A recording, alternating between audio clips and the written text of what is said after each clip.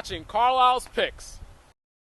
So we just tested out the new Yamaha FZ6, and I gotta say, it's pretty impressed with the bike overall. The way the handlebars are, it's much more comfortable than on the race bikes, where you kind of really lean forward in a really aggressive position.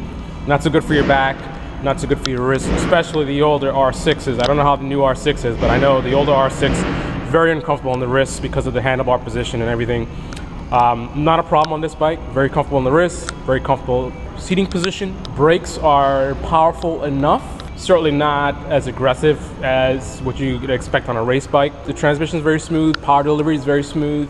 It has a decent amount of power, especially in the city. However, on the highway, it's not quite as crazy as an R6. As a matter of fact, there's a significant difference in the power on the highway versus an R6. So the Yamaha FZ6 is essentially the R6 for the real world. The R6 is designed to win races.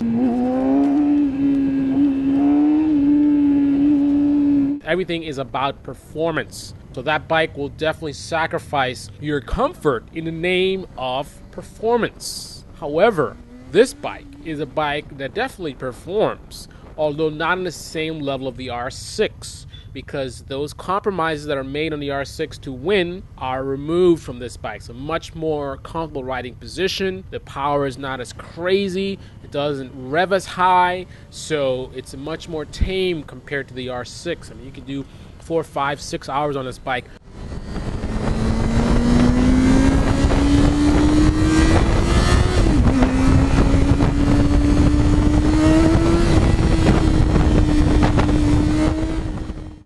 So if you're a sports bike minded person and you might just go on a racetrack once in a while, but you want something that you can actually go long distances and be comfortable on a bike like this, and then this is absolutely, I think, a great bike for you in that sense. The only problem I have with this bike is for people like me who aren't looking for a bike like that, we're certainly going to miss the power that the R6 has.